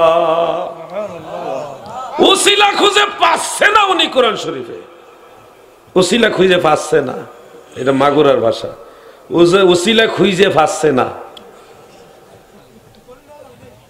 মাগুরা যশোর ওই সাইডের ভাষা এটা। উনি ওসিলা খুঁজে পাচ্ছে না। আল্লাহর কোরআনে আমার আল্লাহ বলেন, ইয়াহুদ এবং নাসারাদেরকে তিরস্কার করছেন আল্লাহ। ইহুদিরা হযরতে উযাইর আলাইহিস সালাম, ইয়াহইয়া আলাইহিস সালামকে আল্লাহর পুত্র মনে করে তার বন্দেগী করা শুরু করেছিল, গায়রুল্লাহর ইবাদত। আর নাসারারা হযরতে ঈসা আলাইহিস সালামের তিনাকে আল্লাহর পুত্র মনে করে ওনার প্রতি ইবাদত মানে বিভ্রান্তিমূলক রাস্তায় চলে গেছে, তাদেরকে টিটকারি করছেন আল্লাহ। উলাইকাল্লাযীনা ইয়াদউনা, ওই সমস্ত লোকেরা যারা তাদের ইবাদত করছে। কাদের ইবাদত করছে? হযরত ঈসা আলাইহিস সালামের, হযরত ইয়াহইয়া আলাইহিস সালাম, উযাইর আলাইহিস সালাম, বিবি মরিয়ম আলাইহাস সালাম। ফেরেশতাদেরকে আল্লাহর কন্যা মনে করত এই ইয়াহুদরা। এই যে তারা গায়রুল্লাহর ইবাদত করে, তাদেরকে আল্লাহ তিরস্কার করতেছে। এই সমস্ত লোকেরা যাদের ইবাদত করা শুরু করেছে, ওই লোকেরা ইয়াবতাগুনা ইলা রাব্বিহিমুল ওয়াসিলা, ওই নবী রাসূলরাই তো একজন আরেকজনের ওসিলা ধরতো। সুবহানাল্লাহ বলেন না। আল্লাহ বলতেছে, তোমরা ওই সমস্ত লোকেরা তোমরা যাদের ইবাদত করছো, তারাই তো একজন আরেকজনের ওসিলা ধরছে। ইয়াবতাগুনা, তারা অন্বেষণ করেছে, ইলা রাব্বিহিম, তাদের রবের প্রতি কি অন্বেষণ করেছে? ওসিলা। ইয়াবতাগুনা ইলা রাব্বিহিমুল ওয়াসিলা, ওসিলা তালাশ করেছেন। কাফের মুশরিকরা যা করেছে সেটা নিন্দনীয়, বর্জনীয়, কিন্তু নবী রাসূলরা যা করেছেন তা গ্রহণীয়। কারণ আল্লাহ তাআলা বলেছেন সিরাতুল মুস্তাকিম হলো ওটা যে রাস্তায় নবী মিনান নাবিয়িনা ওয়াস সিদ্দিকিনা ওয়াস শুহাদাই ওয়াস সালিহিন, নবী রাসূলগণ যেই পথে ছিলেন ওই পথটা হলো সিরাতুল মুস্তাকিম। ইহদিনাস সিরাতাল মুস্তাকিম সিরাতাল্লাযীনা আন'আমতা আলাইহিম। সূরা ফাতিহার মধ্যে বলেন না, এই যে এই কথা আল্লাহ নিয়ামত প্রাপ্ত বান্দারা যে পথে চলেছে আমাদেরকে ওই পথেই চালান। তো নিয়ামত প্রাপ্ত বান্দাদের প্রথম সারির লোক হলো নবী রাসূলরা। তো নবী রাসূলরা ওসিলা ধরতেন। কে বলতেছে? কাফের মুশরিক যারা, তাদেরকে টিটকারি করছে, তোমরা যাদের ইবাদত করছো তারাই তো আল্লাহর কাছে ওসিলা তালাশ করত। এবং তারা যে ভালো সেই ব্যাপারে আল্লাহ গ্যারান্টি দিলেন যে আইয়ুহুম আকরাবু, তাদের মধ্যে কে আছে আল্লাহর বেশি নৈকট্যশীল। আকরাব, আকরাব মানে নৈকট্যশীল। ওয়ায়ারজুনা রাহমাতাহু, আল্লাহর রহমত বেশি বেশি যারা প্রত্যাশা করত। ওয়ায়ুখাফুনা আযাবাহ, এবং আল্লাহর আযাবকে বেশি ভয় করত। যারা ওসিলা ধরতো তাদের গুণ হলো এগুলি। যারা ওসিলা ধরতো তাদের গুণ, তারা আল্লাহকে ভয় করত, আল্লাহর আযাবকে ভয় করত, আল্লাহর রহমতের প্রত্যাশী ছিল এবং আল্লাহর নৈকট্যশীল ছিল। তাহলে কোরআন থেকে আমরা বুঝলাম এক নবী আরেক নবীর ওসিলা ধরেছে। যেমন আদম নবী আমাদের নবীর ওসিলা ধরেছে, ধরেনি? তাহলে কোরআন আর হাদিসের সাথে মিল। অতএব আমরা আজকের এই মাহফিল থেকে এই বিষয়টা সুস্পষ্টভাবে সিদ্ধান্ত নিলাম, ইসলাম ধর্মে ওসিলা ধরা একটা গুরুত্বপূর্ণ বিষয়। ওসিলা যদি কেউ না ধরে তার গুনাহ হবে না, সেক্ষেত্রে সে আল্লাহর দরবারে নিন্দিত হবে না, আল্লাহর দরবারে পাকড়াও হবে না। কিন্তু কেউ যদি ওসিলা ধরে এটা আল্লাহর নৈকট্য হাসিলে সবচেয়ে বেশি কাজ করবে, ঠিক না ঠিক? যেহেতু নবী রাসূলগণ এটা করেছেন, সিদ্দিকিন, সালিহিন, শুহাদায়ে কেরাম করেছেন, আউলিয়ায়ে কেরাম করেছেন, অতএব ওসিলাকে দালালির সাথে যারা তুলনা দেয় তারা নিজেরাই কোরআন বোঝে না, ইসলাম বোঝে না, ঠিক না ঠিক? আমি যা বলি ক্লিয়ার কাট কথা বলি। আমাদের সাথে বাতেলরা বাহাসে বসতে চায় না, অনেক সময় কিছু আউরাউরি করে পরে কায়দা করে সরে যায়। কেন জানেন? আমরা আমাদের স্বপ্নে পাওয়া দল করি না, মজলিসে শুরার মাধ্যমে গঠিত দল আমরা করি না। আমরা যেই দল করি সেই দল আমার নবীর দল, সেই দল ইমাম হুসাইনের দল। আপনারা কার দলে? ইয়াজিদের দলে না হুসাইনের দলে? আচ্ছা দেখি তো ইমাম হুসাইনের দলে কারা কারা, হাত উঠান তো।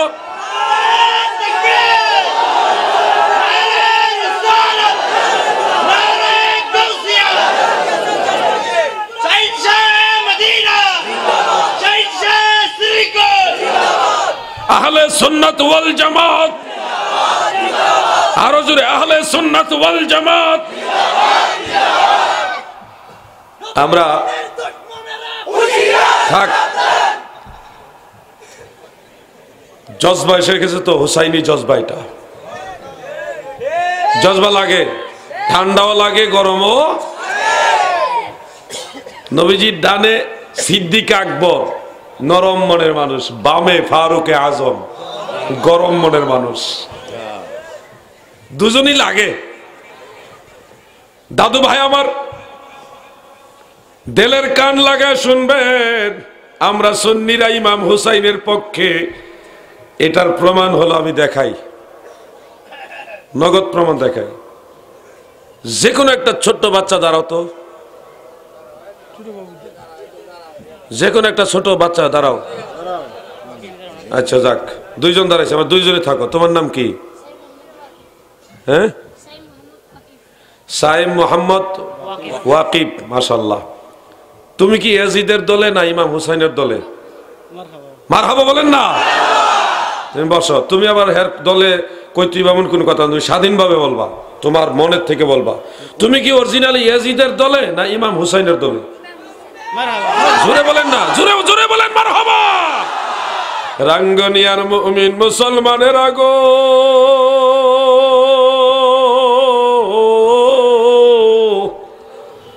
দেখুন আপনারা, ছোট্ট একটা শিশু, দুইজন শিশু, তারা দাঁড়ায়া, কোনো প্রেসার নাই, চাপ নাই, কারো শিক্ষা এই মুহূর্তে দেওয়া হয়নি।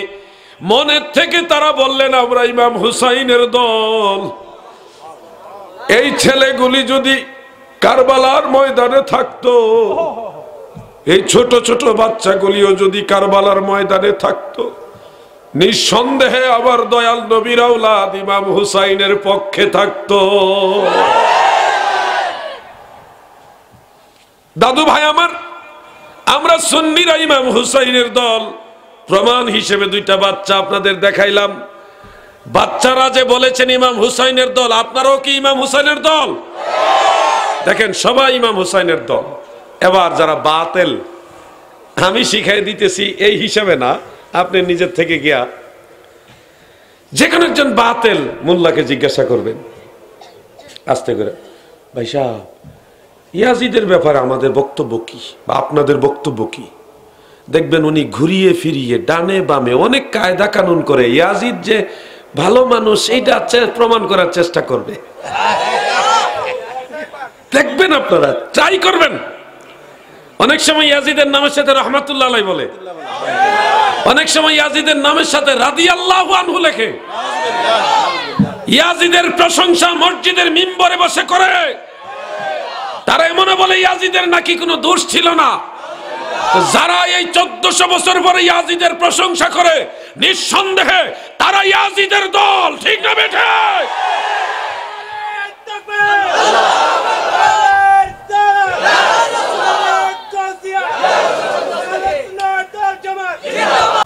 আমি যা বলছি সবাই শিক্ষিত পারসন না হোক, সবাই জ্ঞানী। আমারও বিশ্বাস আপনারা সবাই বুঝছেন। সুন্নিরা যে ইমাম হুসাইনের দল, এটার প্রমাণ আজও পর্যন্ত ইমাম হুসাইনকে সুন্নিরা ভালোবাসে। ভাই বন্ধুরা আমার, এটাই জান্নাতি দল। আপনাদের যদি বলা হয় জান্নাতের যুবকদের সরদার ইয়াজিদ, মানবেন? যদি বলা হয় জান্নাতের যুবকদের সরদার ইমাম হুসাইন, তাহলে যিনি জান্নাতের যুবকদের সরদার, আমরা উনার দলই থাকবো। আমার এত এজিদ বেজিদ লাগতো, এটা আন্তর্জাতিক লুচ্চা ছিল, মারাত্মক মদ খুরা ছিল, মদ খুরা ছিল ইয়াজিদ, মারাত্মক মদ খুরা ছিল। ওনাকে তাফসীরে রুহুল মাআনির মধ্যে উল্লেখ, ইয়াজিদ বলতো যে মুহাম্মদের শরীয়তে মদ হারাম হলেও ঈসার শরীয়তে এটা হারাম নয়, এই হিসাবে উনি মদ খাইতো। রুহুল মাআনির মধ্যে উল্লেখ। আমার নবীর শরীয়তকে ইনকার করেছে, শরীয়তে মুহাম্মাদীকে ইনকার করা কুফরি। এই দৃষ্টি তো ইয়াজিদ কাফের। মদকে সে আমার দয়াল নবীর শরীয়ত অনুযায়ী হারাম জানার পরেও সে কায়দা করে শরীয়তকে ইনকার করে ঈসা নবীর শরীয়ত দেখাচ্ছে। দাদু ভাই আমার, ফিতনার যুগে আমি আপনাদেরকে আর কি কষ্ট, বেশিক্ষণ কষ্ট দেওয়া ঠিক হবে? শারীরিকভাবে আমি পূর্ণাঙ্গ সুস্থ নই, তারপর আলহামদুলিল্লাহ আলা কুল্লি হাল। আজকে আরো আগে আসতাম এখানে, প্রতিমধ্যে একটু শারীরিকভাবে অনেক মানে দুর্বল হয়ে গেছি। পরে শহীদুল্লাহ বাহাদুরের বাসায় গিয়ে ঢুকছি তাড়াতাড়ি করে, তো দেখি যান কুলাইতে পারতেছি না। এই যে মেরুদণ্ড, এই কোমর থেকে পুরাটা ব্যথা শুরু করে দিছে। এই বসে থাকতে থাকতে অঘুমা আর শিডিউলের বাইরে খাওয়া দাওয়া, টাইম মতো খাবার নাই, ঘুম তো নাই, এই ঘন্টার পর দিনে রাইতে শুধু বসে থাকা, যার কারণে শরীরের উপরে প্রেশার পড়ে গেছে। আমি এখানে 7টার মধ্যে এসে পৌঁছার কথা, তো এর মধ্যে আল্লাহ তাআলার দরবারে শুকরিয়া যে আসতে পারলাম, টাইম মতোই আসছে। আল্লাহ যে টাইমে আনার দরকার ওই টাইমে আনাইছে। আলহামদুলিল্লাহ, আলহামদুলিল্লাহ, আলহামদুলিল্লাহ। একটু দুরূদ শরীফ পড়ুন। আল্লাহুম্মা সাল্লি আলা সাইয়্যিদিনা ওয়া আলা আলি সাইয়্যিদিনা।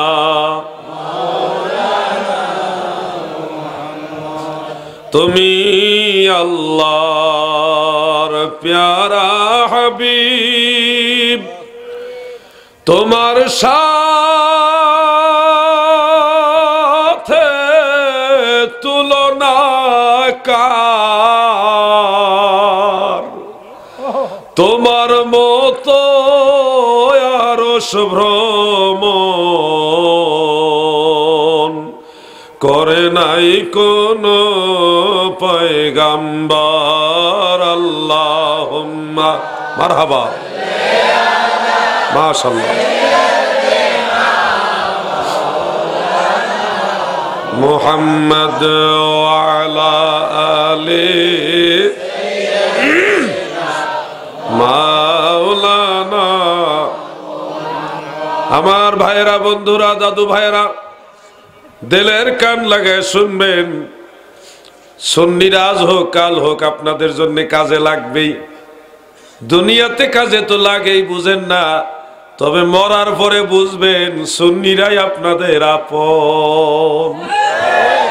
যেদিন দুনিয়া ছেড়ে কবর দেশে চলে যাবেন, সেদিন দেখবেন পৃথিবীর সব সুন্নিরা ইসালে সওয়াব করে, 40 জিয়ারত করে দোয়া করে, সুন্নিরাই কবর জিয়ারত করে দোয়া করে, নামাজ পড়া দোয়া করে, জানাজা পড়া দোয়া করে, সুন্নিরাই শবে বরাত, শবে মেরাজে, মিলাদে মুস্তাফার পরে, কোরআন তেলাওয়াতের পরে, জিকির আজকারের পরে সময় পাইলে সুন্নিরাই দোয়া করে। বাতিলরা দোয়া তো করেই না, দোয়ার বিরোধিতা করে। সারাটা জীবন দোয়া করতেছি, আর পর আমরা আপন না। মাঝে মধ্যে গরুও খাওয়াই, দোয়াও করি, গরুও খাওয়াই, মহিষও খাওয়াই, উটও খাওয়ানো হয় মাঝে মধ্যে, এর পরেও সুন্নিরা আপন না। বাতিলরা দোয়া বেদাত, বেদাত কিন্তু আপনারটা খাচ্ছে, সারা বছর খেতে খেতে পেটের ভুঁড়ি উহুদের পাহাড়ের নিয়ে হয়ে যাচ্ছে।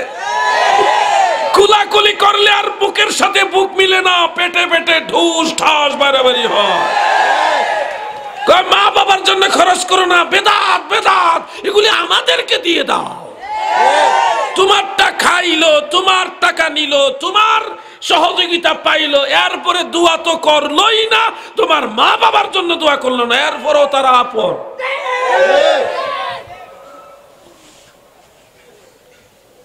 কিছুদিন আগে একটা ভিডিও আমার কয়েকজন ভাই পাঠাইলেন আমার কাছে, জনৈক বক্তা, কারো সমালোচনা আমরা করব না, জনৈক বক্তা যিনি ঘন্টার পর ঘন্টা ওয়াজ করলে একটা আয়াতও বলে না।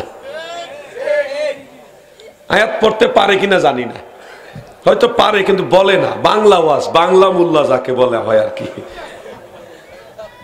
তিনি বলতেছেন যে মা বাবার জন্য যে দোয়ার মাহফিল করা হয়, ইসালে সওয়াব বা জিয়াফত, সেটা 4 দিনে হোক, 5 দিনে হোক, 40 দিনে হোক, 41 দিনে হোক, সুবিধা মতো সময়ে, এই যে একটা অনুষ্ঠান ইসালে সওয়াব প্লাস জিয়াফত, এই জিনিসটাকে উনি বলতেছে হারাম। আরে বাবা, হারাম বললে একটা দলিল লাগে। কি দলিল লাগে জানো তুমি?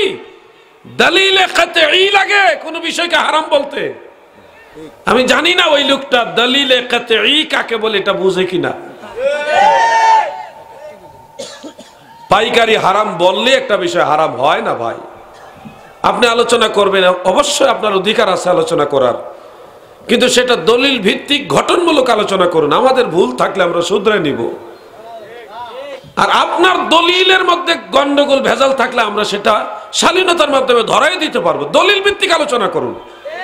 শুধু বলবেন একটা বাংলা কিতাবের রেফারেন্স দিয়া, তাও অমুক এমন ব্যক্তির রেফারেন্স যে লোক এই দোয়া মানেই না, তো যে দোয়া মানে না সেই লোকের দলিল কি শরীয়তে এলাও হবে? সে তো ওই গোষ্ঠীর লোক। ওই কোরআনের দলিল দাও, হাদিসের দলিল দাও, অথবা উম্মতের ইজমার দলিল দাও, মুস্তাহিদের কিয়াসি দলিল দাও। শরীয়তের 4 দলিল দিয়ে কথা বলো, 1000 বার তোমাকে স্যালুট জানাবো। আমার জানা না থাকলে জানবো, ভুল থাকলে শুধরাবো, কিন্তু পাইকারি ফতোয়াবাজি সোনার বাংলায় চলবে না।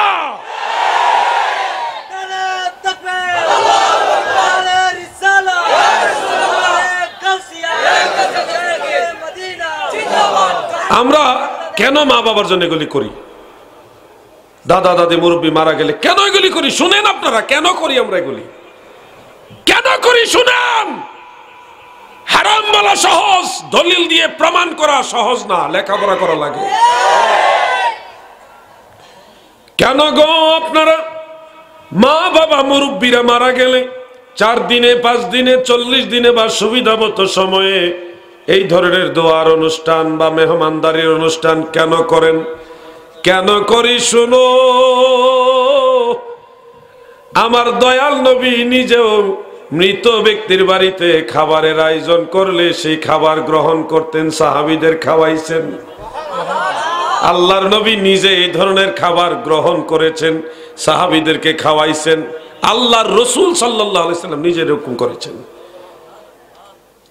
সিহাসিত্তার অন্যতম কিতাব সুনানু আবি দাউদ, সুনানু আবি দাউদ, এটা আলিয়া মাদ্রাসার কামিলে হাদিস বিভাগে পড়ায়। সাধারণ মোল্লা মুন্সির এগুলি পড়ছেই না, বাংলাটা হয়তো পড়ছে। আর এই কিতাবের এবারত, হরকত, এরাব ঠিক রেখে পড়তে বেশি দিন সময় লাগে না, মাত্র 12-13 বছর পড়া লাগে মাদ্রাসা, নাকি হুজুর? আলেম পাশের আগে এবারত পড়তে পারবো সে? আলেম পাস করতে ন্যূনতম তো 12 বছর লাগে, তাই না ভাইজান? আর লাভ মাইনা যে 2-3 বছরে পাস করে 6 বছরে মুফতি হয়ে যায়, এত মাশাআল্লাহ মারাত্মক মুফতি। 6 বছরে মাস্টার্স, হাস্যকর বিষয়। যাক, এটা অন্য বিষয়টা নিয়ে আলোচনাও দরকার নাই, সমালোচনা দরকার নাই। আলিয়া মাদ্রাসার কামিলে মাস্টার্সের হাদিস বিভাগে কিতাবটা পড়ায়। ওই কিতাবের মধ্যে হাদিস উল্লেখ এবং সুনানুল কুবরা লিল বাইহাকি, সেখানেও হাদিস খানা উল্লেখ। আমার দয়াল নবীজি একজন সাহাবী মারা যাওয়ার পরে তিনার জানাজার নামাজ পড়ালেন। দাফনের কাজও শরীক হলেন। কবর কোন দিকে দীর্ঘ হবে, কোন দিকে প্রশস্ত হবে, এই ব্যাপারে দিক নির্দেশনা দিয়ে সম্পূর্ণ দাফনের কাজ কমপ্লিট করে নবীজি বাড়িতে চলে গেলেন। ফালাম্মা রাজা ইস্তেকবালাহু দাঈ ইমরাত, নবীজি যখন ওখান থেকে চলে গেলেন, ওই মৃত ব্যক্তির পরিবারের একজন লোক আমার নবীকে আবার ইস্তেকবাল করলেন, স্বাগতম জানাইলেন, দাওয়াত দিলেন। নবী গো, আপনি আবার আসেন। ফাজা, এরপরে নবীজি মৃত ব্যক্তির বাড়িতে গেলেন। এরপরে নবীজির কাছে খাবার নিয়ে আসা হলো। সেই খাবার আমার নবীজি নিলেন, মুখের মধ্যে নিয়ে চিবাচ্ছেন চিবাচ্ছেন, গোস্ত চিবাচ্ছেন, কিন্তু নবীজি ভক্ষণ করছেন না, গিলতেছে না। কয়েকজন মুরব্বী এই দৃশ্যটা দেখলেন, দেখে প্রশ্ন করে বললেন, ইয়া রাসূলুল্লাহ, নবী গো,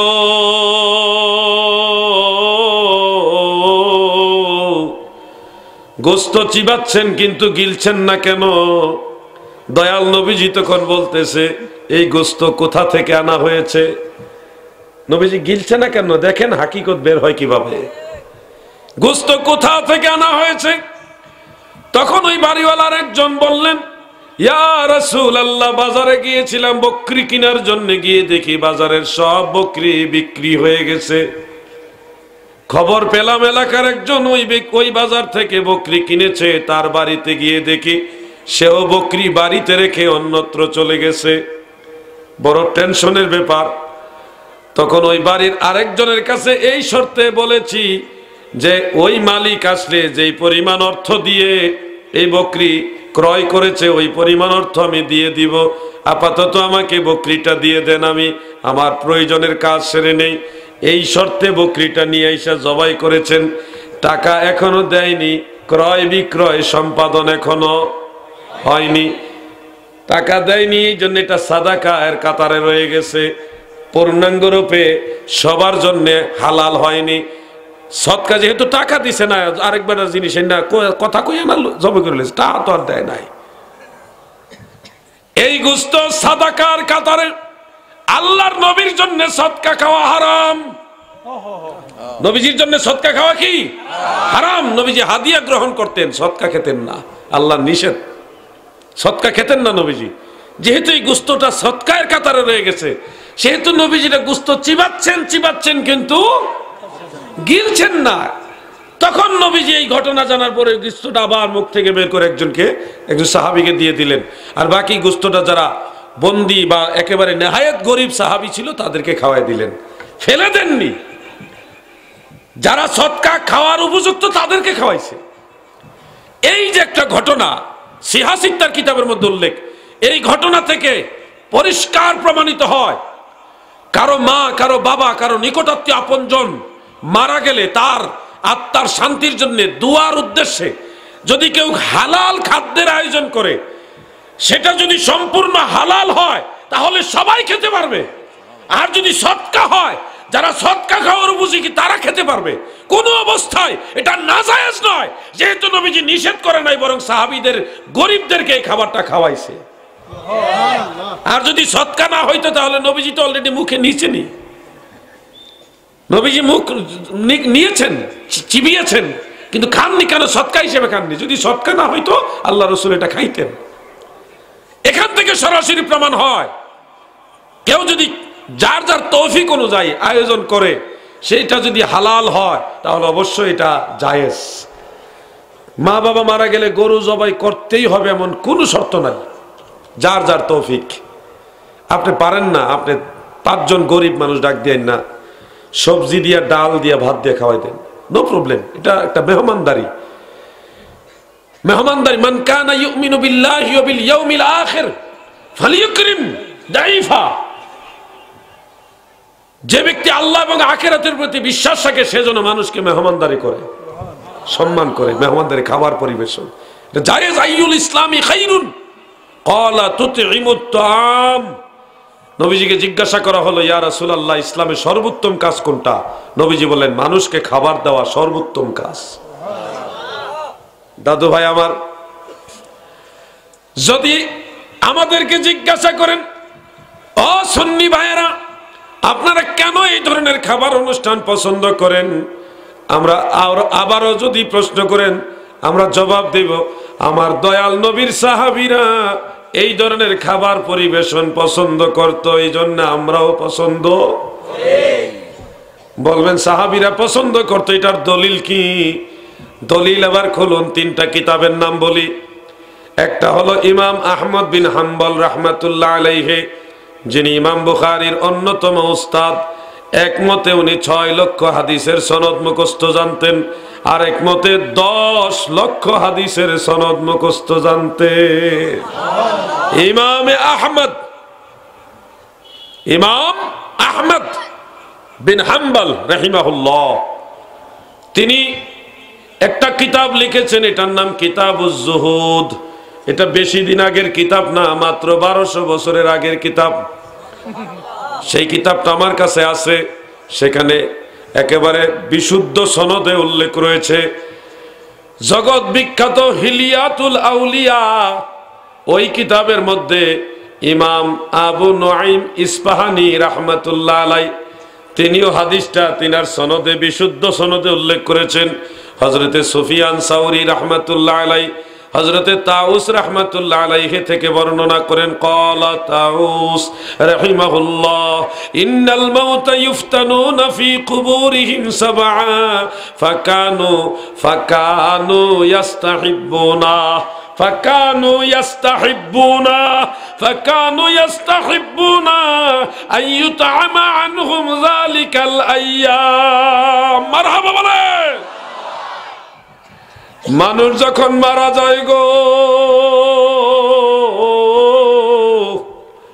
মানুষ মারা যাওয়ার পরে ওই মৃত ব্যক্তি প্রথম 7 দিন কবরের মধ্যে বড় মুসিবতে থাকে। প্রথম 7 দিন বড় ফিতনার মধ্যে থাকে, বেশি কষ্টের মধ্যে থাকে। প্রথম 7 দিন বড় মুসিবতে থাকে।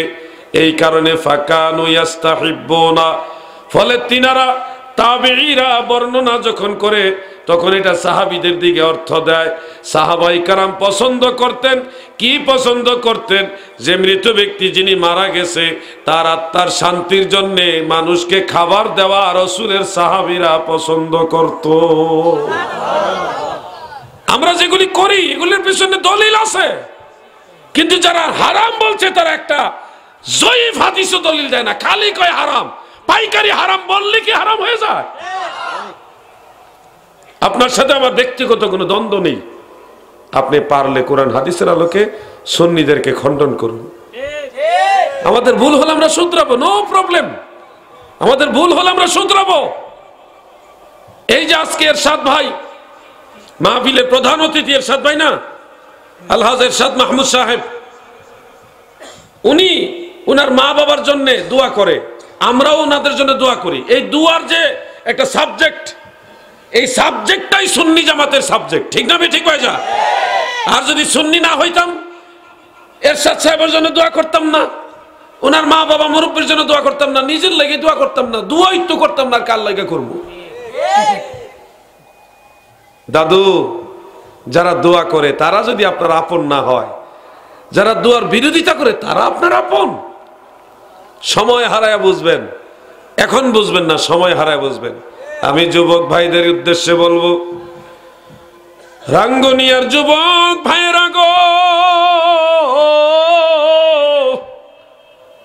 তুমি নিজেকে জিজ্ঞাসা করো, তোমার মা বাবা তোমার কাছ থেকে দোয়া চায় কিনা? তুমি নিজেকে জিজ্ঞাসা করো, তুমি নিজেকে জিজ্ঞাসা করো, তোমার মা বাবা তোমার কাছে দোয়া চায় কিনা? আমি আলাউদ্দিন জিহাদি সুন্নি কেন জানেন? আমি আগে অনেক জায়গায় এই কথাটা বলেছি। আমি কেন সুন্নি হইলাম? এই ছোট বাচ্চার মতো আমি যখন বয়সে ছোট শিশু কিছু বুঝি, ওই সময় এক মাহফিলে গেছিলাম ওয়াজ শোনার জন্যে।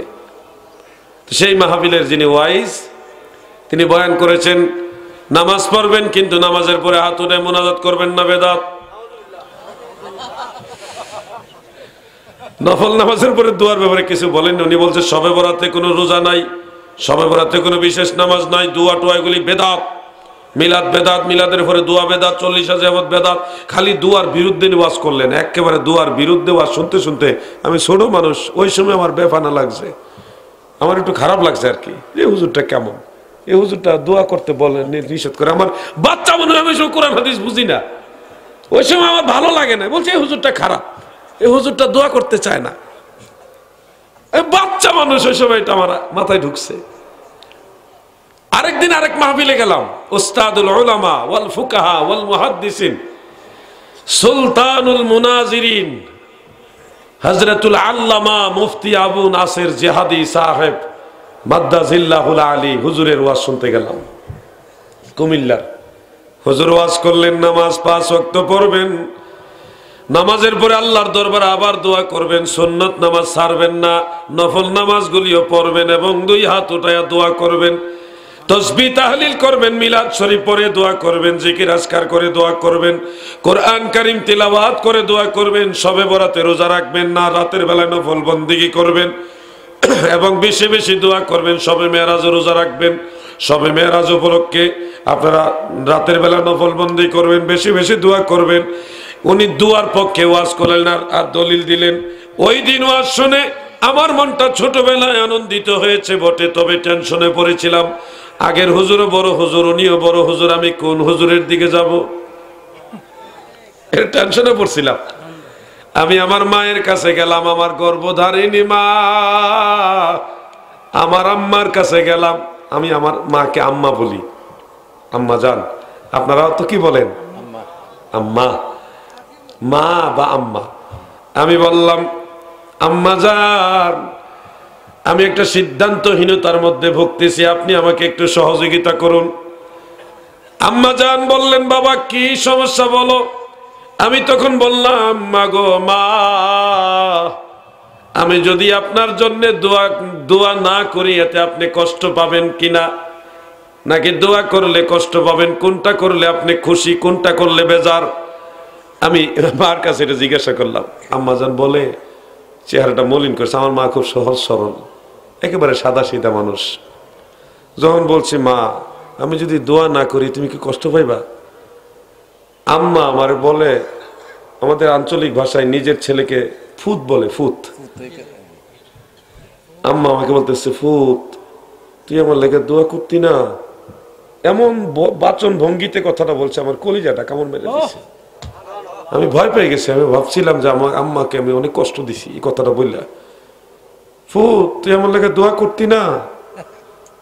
আমি তখন সিদ্ধান্ত নিলাম, দোয়া করলে আমার মা খুশি, দোয়া না করলে আমার মা কষ্ট পাবে। ওদিন আমি সিদ্ধান্ত নিয়েছি, যতদিন পৃথিবীতে বাঁচবো দোয়াওয়ালাদের পক্ষে বাঁচবো। যদি দোয়ার পক্ষে থাকে আমি নিজেও মা বাবার জন্য দোয়া করতে পারবো, মানুষের দোয়াও আমার মা বাবা পাবে, ঠিক না বেঠিক? ওই আমি সুন্নিয়তের লাইনে আসি।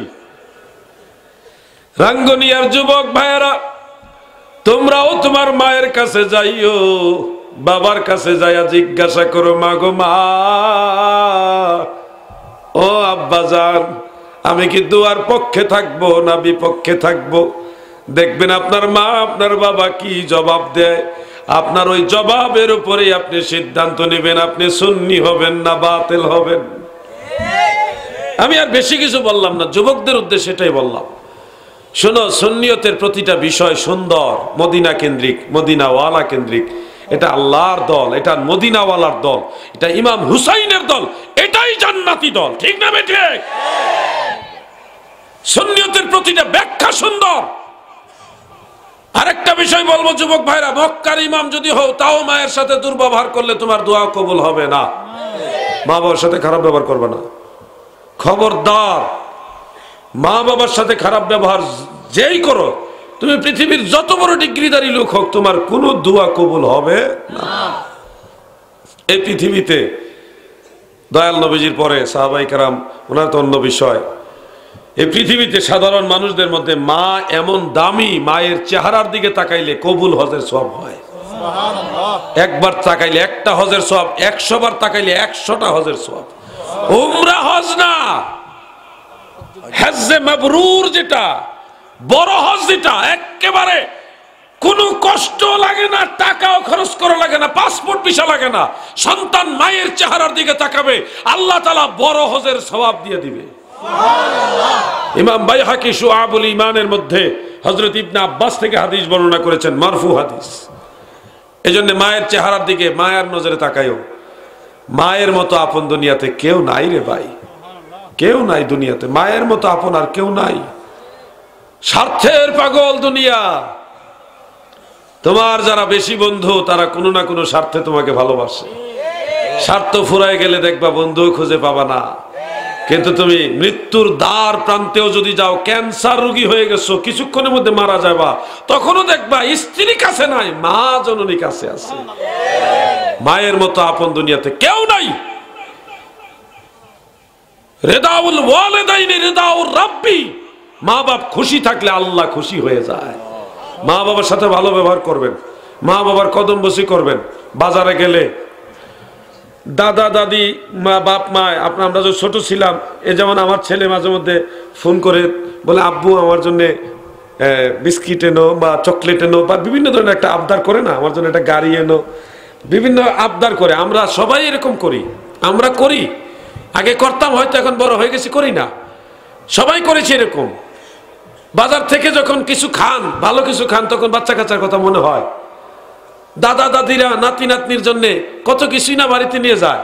দাদু শুনেন, ছোটবেলা আমার দাদা একটা লাঠি নিয়ে চলাফেরা করতো, বেকা লাঠি কয়ের কিনারে, এই যে লাঠি, দাদা খুব আদর করতো। বাজার থেকে আসার সময় লজেন আনতো, লজেন চকলেট আর কি, লজেন চিনেন, 1 টাকা দিয়ে 4টা লজেন দিত।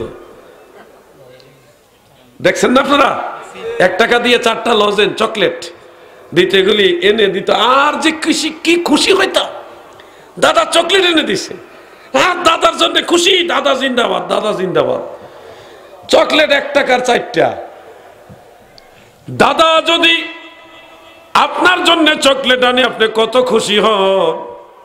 আপনি আজকে একটা কাজ করবেন, মাহফিলে তাবারক আছে কিনা জানি না, তবে অনেক মাহফিলে থাকে। বাজারে যান, যেখানে যান, মায়ের জন্যে বাবার জন্যে, দাদু বেশি কিছু পারবেন না, 15-20 টাকা দিয়ে একটা কমলা বা আপেল নিয়ে যাবেন। 15 থেকে 20 টাকা একটা আপেল বা কমলা, একটু ভালো সাইজের কমলা, যেটা একটা কমলা একটা আপেল নিয়ে মায়ের হাতে দিয়ে বললেন, মা এই কমলাটা আপনার জন্য আনছি, আপনি খাবেন। ছোট্ট একটা কমলাও যদি মায়ের হাতে দিয়ে বলেন, মা গো আপনার জন্য আনছি, দেখবেন খেয়াল করে মা 10 টাকা 20 টাকার কমলা যেন পাইল না, মা যেন কোটি কোটি টাকার বিশাল পুরস্কার পাইয়া খুশি হইল, এরকম আনন্দিত হয়। ট্রাই করবেন, আপনি ট্রাই করবেন, আমি ট্রাই করি, প্রায় সময় ট্রাই করি।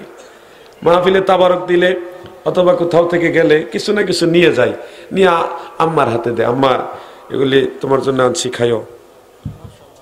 মায়ের হাতে দিলে আম্মাই কি করে, যেটা নেই এটা আবার পাশের রুমে নিয়ে, ওইটা আবার কাইটা কইটা আবার ঠিকঠাক করে আমার জন্য নিয়ে ফুত তুই খা, আমি তো দেখছি না খাইছত কিনা, আমার সামনে খা। এটা হলো মা।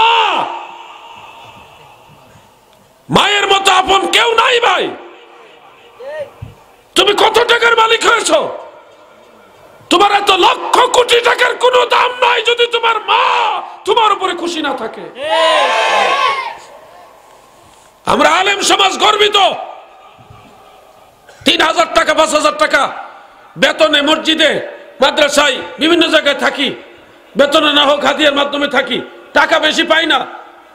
অনেক আলেম ভাইরা আছে 4000 5000 টাকা মাসে পায়, অনেক কষ্ট করে সংসার চলে, বাচ্চা কাচ্চা নিয়ে ঠিক মতো চলতে পারি না। অনেক লোক আছে এরকম, বাচ্চাদেরকে প্রাইভেট পড়াইতে পারি না, অনেক কষ্ট করি, পায়ে হাইটা যাই, বাইসাইকেল কিনি, কারণ গাড়ি ভাড়া দেওয়ার টাকা থাকে না, বাইসাইকেল কিনে চলি, আমরা পায়ে হাইটা চলি, মানুষের সাথে সুসম্পর্ক রাখি। মসজিদের ইমামতি করলে 1 মাসের বেতন দিলে 3 মাসের বাকি, কত কষ্ট করে আমরা আলেম সমাজ চলি। কিন্তু আমরা গৌরব করি, বাংলার জমিন অন্তত তোমাকে বলতে পারি, একজন ইমাম সাহেবের মা বৃদ্ধাশ্রমে থাকে না। 6 মাসের বেতন যদি আমরা না পাই, এমন বহু আলেম আছে মাদ্রাসায় চাকরি করতেছে, এমপি ভুক্ত হয়নি, বছরের পরে বছর চাকরি করতেছে, বেতন পায় না, টিউশনি করে, জমি জমা চাষ করে, পার্সোনালি কিছু কাজ করে, সংসার অনেক কষ্ট করে মেনটেন করে, এরপরও গৌরব করে আমরা বলি আমাদের মা বাবা বৃদ্ধাশ্রমে থাকে না। কষ্ট নেবেন না যারা কোটিপতি, বাড়ির মালিক, গাড়ির মালিক, সম্পদের মালিক, ব্যাংক ব্যালেন্সের মালিক, প্রশাসনের ঊর্ধ্বতন কর্মকর্তা, মন্ত্রণালয়ের বড় অফিসার, বহু টাকার মালিক, তাদের মা বাবাই সন্তানের ঘরে জায়গা পায় না, বৃদ্ধাশ্রমে যাওয়া লাগে। ধিক্কার তোমাদের টাকার উপরে, ধিক্কার তোমাদের সম্পদের উপরে, ধিক্কার তোমাদের এই পুঁথিগত বিদ্যার উপরে। যে বিদ্যা, যে সম্পদ, যে টাকা, যে প্রতিপত্তি মা বাবাকে এক মুঠ খাবার দিতে পারে না। বাড়িতে কুকুরের বাচ্চা পালে, কুকুরের বাচ্চার জন্য, একটা কুকুরের জন্য বাড়িতে হাজার হাজার টাকা খরচ করে, কিন্তু মা জননীকে বাড়িতে জায়গা দিতে পারে না। কপাল পুরার দল, তোদের মতো সন্তান যেন আল্লাহর কাউকে না দেয়। এদেরকে বলা হয় কুলাঙ্গার সন্তান। যেই হোক, কষ্ট নিলেন আপনারা, ভিক্ষা করে হইলো মাকে খাওয়াবেন, কিন্তু মাকে বৃদ্ধাশ্রমে দিবেন না। অনেক কষ্টের বিষয় এটা, অনেক কষ্টের বিষয়। তুমি কত বড় আলেম হয়েছো, আলেমরা করে না, যত বড় শিক্ষিত হয়েছো তুমি, তোমার মা বাবা যদি তোমার কাছে একটু আশ্রয় না পায়, তোমার এই শিক্ষার কিসের দাম? আমি জানি অনেক ধনী ব্যক্তিদের এটা মাইন্ডে লাগবে। কেন লাগে? কেন লাগে? মা বাবাকে একটু আদর করা যায় না? মা বাবাকে একটু খাবারের ব্যবস্থা করা যায় না? আমি আমার নিজের জীবনে বহু জায়গায় দেখেছি, কোটি কোটি টাকার মালিক, ওনার বাড়ি গাড়ি, বিছানাপত্র কত সুন্দর আমাদেরকে বসতে দিছে। সুন্দর বিছানা দেখে, বালিশ দেখে, কম্বল দেখে, সবকিছু দেখে আমরা আনন্দিত। কত সুন্দর ঘর, ভোগ বিলাস, বিলাসিতার একেবারে উচ্চ উচ্চ পর্যায়ের বিলাসিতা, এগুলি দেখলাম। আল্লাহ তাআলা ওই ঘটনার চক্রে দেখাইলেন, ওই ব্যক্তি, ও এত টাকার মালিক, ওনার মা থাকে একটা ভাঙ্গা ঘরে। যখন বুঝতে পারলাম এই ঘরে ওনার মা থাকে, আমি স্টপ হয়ে গেছি। আমি কয়েক জায়গায়, অনেক জায়গায় দেখছি এরকম, স্টপ হয়ে ভাঙ্গা ঘরটায় ঢুকছি।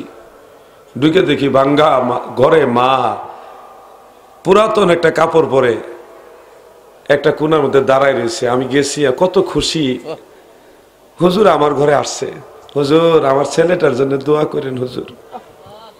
বৃদ্ধা মা ভাঙ্গা করে রাখছে, খাবার ঠিক মতো দেয় না।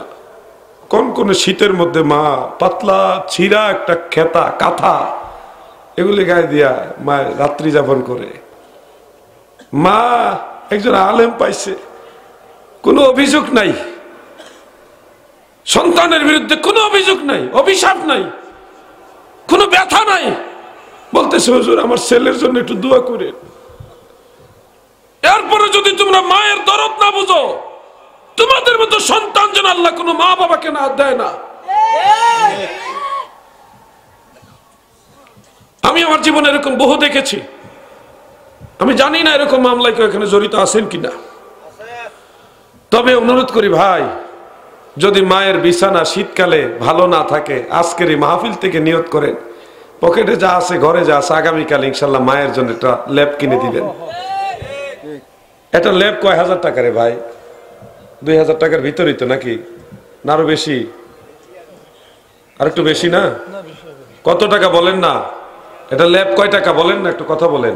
এটা কম্বল 2500 টাকা দিয়ে ভালো কম্বল কিনা যায়? 2500 টাকা দিয়ে ভালো কম্বল কিনা যায়? আমি তো অনেকগুলি কিনছি। আপনি যদি গরিব হন, জিয়াদি ভাই আমার টাকা নাই বিধায় আমি কিনতে পারি না, আমি ওয়াদা করলাম, আমি একজন লোক দেখাই দিয়ে যে আপনাদেরকে, এখানে সবাই তো আমার একেবারে অপরিচিতর মতো। আচ্ছা আমি কার কথা বললে ভালো হবে জানি না। আচ্ছা আপনাকে বললাম, আমার পার্সোনাল মোবাইল নাম্বারটা আপনাকে দিয়ে যাব। আপনাদের এমন কেউ যদি থাকেন, কাউকে অপমান করার জন্য বলছি না, জাস্ট আমার একটা ধর্মীয় অনুভূতি, একটা আন্তরিকতার জন্য আমি বলতেছি, জাস্ট কাউকে অপমান করার জন্য, এলাকার কাউকে ছোট করার জন্য বলছি না। আমি হুজুরের কাছে আমার পার্সোনাল মোবাইল নাম্বার দিয়ে যাব। কারো যদি এরকম থাকে যে আমার অর্থের অভাব, আমি টাকার অভাবে মাকে ভালো একটা কম্বল কিনে দিতে পারছি না, আমি ওয়াদা করলাম আপনার মায়ের জন্য আমি এই খরচ বহন করব, কিন্তু এই শীতের রাত্রে মা যেন কষ্ট না করে। তুমি তোমার মায়ের সামনে একটা লেপ নিয়ে দাঁড়াও, একটা কম্বল নিয়ে বলো, মা, মা গো, ও মা, শীতে তো অনেক কষ্ট করে এটা আপনার জন্য আনছি। দেখবেন মা কত খুশি হয়, কত খুশি হয় মা। তুমি দোয়া পাওয়ার জন্য কত লক্ষ লক্ষ টাকা কত দিকে দিচ্ছ। তুমি কি জানো তোমার মাকে যদি এক লুকমা খাবার মুখের উপর তুলে দাও, মা এর চেয়ে বেশি দোয়া করবে। আল্লাহ যেন আমাদেরকে মা বাবার খেদমত করার তৌফিক দে, বলেন আমিন, বলেন আমিন। আমল করার চেষ্টা করবেন না ইনশাআল্লাহ ভাইজান। এটুকুই বললাম, শরীরটা ভালো না আলহামদুলিল্লাহ, তারপরও মাহফিল চলমান থাকবে আর আমি সামনে যাব না। যদি বেঁচে থাকি আপনাদেরকে একটা এলান দিচ্ছি, এই একটা বই আমার লেখা, যদি আপনারা প্রয়োজন মনে করেন সংগ্রহ করে নেন। শরীয়তের দৃষ্টিতে ইসালে সওয়াব ও 40 জিয়াফতের বৈধতা। আমরা যে দোয়ার অনুষ্ঠান করি এটার পক্ষে বইটা লিখেছি, যাদের লাগবে নিয়ে নেবেন। এই বইটা নিয়ে আসতেছে আপনাদের কাছে।